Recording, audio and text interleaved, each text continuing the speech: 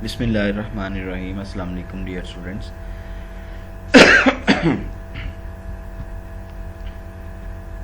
A very warm welcome to Rifa International College. My name is Rahil Ahmed, and today we are going to discuss chapter 8, persuasive messages. And today we are going to discuss about there is a little mistake. We are going to talk about 8.4 and 5, remember. And our first objective is that understanding interpersonal persuasion at work and compose persuasive messages within an organization. ये हमारा पहला जो है वो objective है जिसको आज हम डिस्कस करने जा रहे हैं. So let's start it. Crafting persuasive messages in digital age organisation के लिए जो है अहम बात सबसे ये कि मैनेजर्स आजकल एक्चुअली इसमें ये मैं थोड़ा सा आपको क्लियर करता चलूँ कि today as I told you that कि इसमें हमने आज ये समझना है कि किस तरह से ये और कितना ज़रूरी है कि परसुएशन मैसेज भी हो, इंटरपर्सनल भी हो और वो विद इन एन ऑर्गेनाइजेशन हो. तो विद इन एन ऑर्गेनाइजेशन जब हम बात करते हैं तो उसमें managers no longer serve as a primary information provider. Remember one thing that is most important thing. Many supervisors view themselves as collaborators and mentors, as well as executives increasingly rely on persuasion to achieve by inform subordinates and shift authority in affecting the strategies and tone of a workplace. Persuasive messages so within an organization हम कभी भी अब ये रवाज ख़त्म होता चला जा रहा है कि मैनेजर जो है वो तमाम किस्म की इंफॉर्मेशन प्रोवाइड करता है, बल्कि बहुत सारे दूसरे कोलैबोरेटर्स एंड मेंटर्स होते हैं जो काम कर रहे होते हैं किसी भी ऑर्गेनाइजेशन को या कंपनी को जो है वो रन करने में और उसकी इन्फॉर्मेशन को जो है वो स्प्रेड आउट करने में. और जितनी भी एग्जीक्यूशंस होती है वो रिलाई कर रही होती है मुख्तलिफ सबॉर्डिनेशन पर, और उसमें जो शिफ्ट है, अथॉरिटी शिफ्ट है, वो काफ़ी जो है वो बड़े लेवल पर नज़र आता है, जो कि ख़ास हद तक जो है वो हमें जो मैनेजर को ही अप्रोच करना पड़ता है. हमें नॉर्मली मैनेजर को एज सच इतना जैसे हम पहले आज से कुछ अर्सा पहले जो है वो मैनेजर को अप्रोच करते थे for very minute things. Nowadays we do not do such things. आजकल होता क्या है, persuading employees messages flowing downwards के जो स्ट्रेटजी है वो डेवलप होती है और उसके बाद डेवलप होने के बाद एक ख़ास किस्म की जो वो प्लानिंग है वो तमाम लोगों तक पहुंचा दी जाती है by the boss, and it also known as flowing downwards. Messages flowing downward. Persuasive request में इंक्लूड द फॉलोइंग्स पार्ट. अब जब परसुएटिंग हमने एम्प्लॉयज़ के साथ बात करनी होती है, sometime being a boss and being the owner of the company, कुछ ऐसे मैसेजेस भी डेवलप होते हैं, कुछ ऐसी बात डेवलप होती है जिसमें एम्प्लॉयज़ को जो है वो अपने कॉन्फिडेंट में लेना होता है. तो उसमें कुछ ऐसे मैसेजेस डेवलप करने होते हैं जो कि इफ़ेक्टिव हों, आपके जो है वो जो कंपनी के एम्प्लॉयज़ हैं वो भी इससे जो है वो स्टिमुलेट हों. तो उसके लिए पार्टिसिपेट इन वॉलंटरी प्रोजेक्ट. उसमें क्या कहा जाता है कि मोस्टली कि जो कहा जाता है ये कि समटाइम ऐसा भी कहा जाता है कि वॉलंटरीली जो है वो पार्टिसिपेट किया जाए किसी ऐसे प्रोग्राम में, किसी ऐसे प्रोजेक्ट्स में जो कि फ्री ऑफ कॉस्ट हो और उसमें आपको मतलब कुछ करना नहीं है, उसमें आपको कुछ ऐसी एफर्ट नहीं करनी कि आपको उसके लिए जो है वो उसका पे ऑफ भी किया जाए. तो उसके लिए समटाइम ऐसा होता है कि वो प्रोग्राम डेवलप किए जाते हैं, joining programme to stop smoking for example. इसमें कुछ होना नहीं है, आपने कुछ करना नहीं है, लेकिन एक प्रोग्राम का हिस्सा बन जाते हैं. उसमें फिर एक ये भी होता है कि लूज वेट और start exercising such like that. इस तरह की एक्टिविटीज़ जो है वो डेवलप करते रहता है सो दैट के इन्वॉल्व करता है. और इस तरह के मैसेजेस को जो है वो जब हम प्रोवाइड कर रहे होते हैं तो वो उसमें जो है वो परसुएशन जो है वो बड़ी ज़रूरी होती है. फिर instructions are directive mode. Moving downward from a supervisor usually requires little persuasion. थोड़ी सी इसमें परसुएशन की ज़रूरत डेफिनेटली होती है. Paying attention to the tone is necessary, लेकिन जब हम अपने डाउनवर्ड्स भी कोई मैसेज जो है वो फॉरवर्ड कर रहे होते हैं, तो उसमें जो याद रखने की बात होती है वो ये होती है कि हमें अपना अपने अपने लहजे को कंट्रोल रखना होता है। उसमें टोन जो है उसको काफ़ी हद तक हमें अपना एग्रेशन और जो है वो ऑर्डरली टोन जो है उससे उससे इग्नोर करना, उससे बचना होता है। और हमें अपना जो लहजा है, बीइंग ए बॉस और बीइंग ए एग्जीक्यूटिव हेड, हमें अपने आप को जो है वो एक लेवल पर रखना पड़ता है। परsuading द बॉस, अच्छा समटाइम ऐसा होता है कि जब ये काम हो जाता है तो फिर वही जो कुछ मैसेजेस होते हैं वो समटाइम अपवर्ड भी आते हैं। अपवर्ड से मतलब ये कि बॉस की जानिब भी वो आ रहे होते हैं। अब जब बॉस की जानिब वो आ रहे होते हैं वो एक रिवर्स ऑर्डर किस्म का बन जाता है, ठीक है। Persuading the boss, messages flowing upward जैसे कि लिखा हुआ है। Focus on an event evidence such as facts and figures, facts and figures पर जो है वो जब बॉस की जानिब कोई लाइक फॉर एग्जांपल कोई ऐसी सजेशंस हैं या कोई ऐसे अप्रूवल लेने हों हमें, तो डेफिनेटली हमें फिर कुछ ख़ास किस्म की मैसेजेस जो है उसको डेवलप करना पड़ता है। और डेफिनेटली जब किसी कंपनी के बॉस या किसी कंपनी के मैनेजर या एग्जीक्यूटिव मैनेजर से मिल रहे होते हैं तो उसमें focus on evidence such as facts and figures. If possible, quantify the benefits of your idea in dollar terms. मतलब अपने जो है आपको जो आइडिया है उसको आपने क्वांटिफाई करना होता है, उसको आपने मिकदार के हवाले से, क्वांटिफाई मीन टू से मिकदार के हवाले से, उसकी मैयरमेंट के हवाले से। और मैयर जब कर रहे होते हैं डॉलर्स टर्म्स में की जाती है नॉर्मली, आप सबको पता ही है चीज़ का। Be confident and appear competent when pitching your idea, जब आप आइडिया अपना प्रेजेंट कर रहे होते हैं तो आपको कॉम्पिटेंट भी होना चाहिए और बॉस के सामने, और आपको अपना आइडिया जो है वो बड़ा जो है कॉन्फिडेंस के साथ जो है वो, और उसमें आपको शो करना चाहिए कि आपको ग्रिप है अपने जो आप प्रेजेंट कर रहे हैं। But be sensitive to your tone, once again being a employee आपको सेंसिटिव होना पड़ेगा अपने टोन्स और अपने वर्ड्स के साथ, such as suggestions and recommendation के हवाले से। नॉट यूज वर्ड्स मस्ट और शुड, और ये अल्फाज जो होते हैं वो ऑफ कोर्स कमांड्स के ज़ुमरे में आते हैं, तो इनकी बजाय हमें मे और माइट का जो है वो सहारा लेना पड़ता है, ठीक है। उसके बाद आ जाते हैं हम लर्निंग ऑब्जेक्टिव नंबर 5 की जानिब। ये बच्चे याद रखिएगा, इफ क्रिएट, ये थोड़ा सा ट्रिकी सॉर्ट ऑफ ऑब्जेक्टिव है। इसमें create effective and ethical direct mail and email sales messages employing the AID strategy, gaining an attention, building interest, developing desire and motivating action। ये सारे काम जो हैं वो इसी 5th ऑब्जेक्ट में जो है वो डन होने हैं।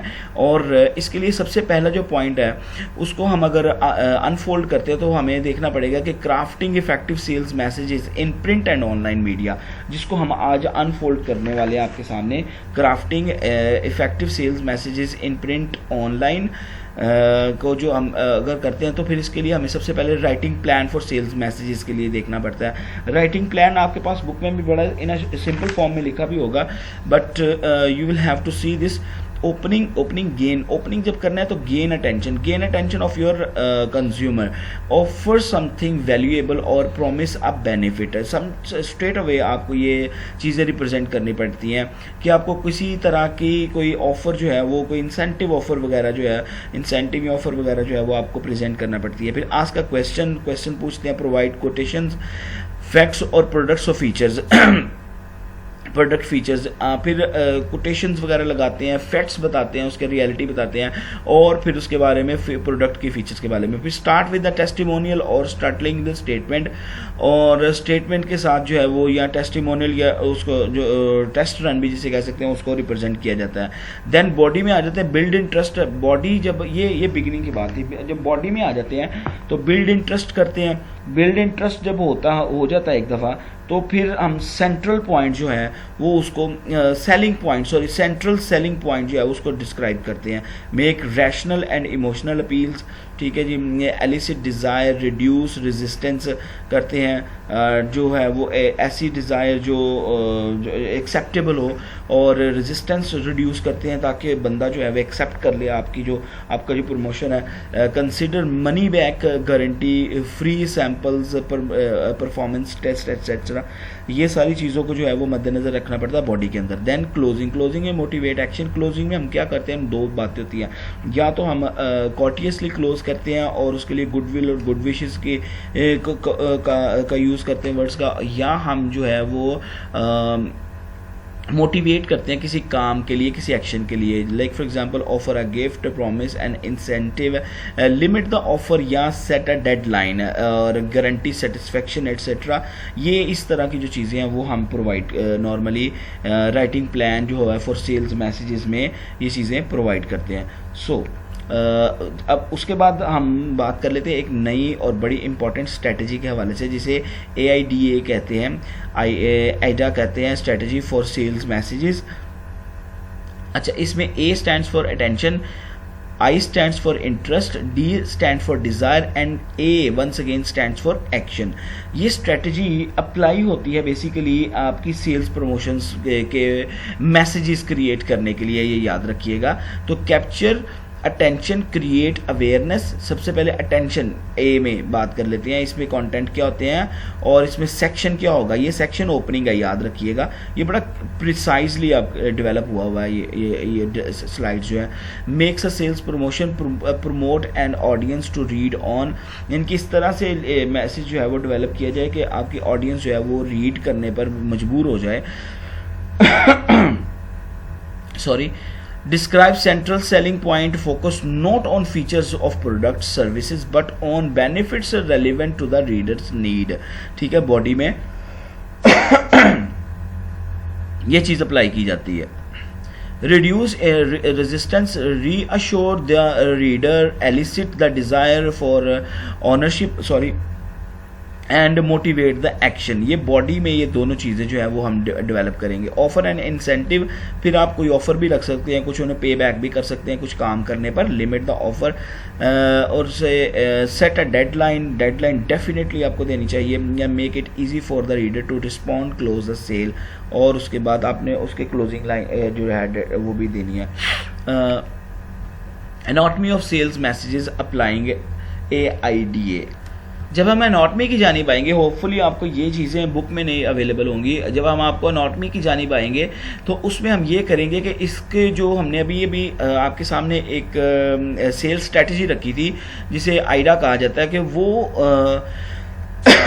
उसको मज़ीद ज़्यादा जो है वो हमने आपके सामने जो है वो उसको और ज़्यादा जो है जिसे कहते हैं ना अब खोल के सामने रख दिया आपको, उसमें और भी ज़्यादा चीज़ों को अलग अलग और तशरीह करके रख दिया आपके सामने, उसका जो है फॉर्म जो है उसको सेपरेट कर दिया।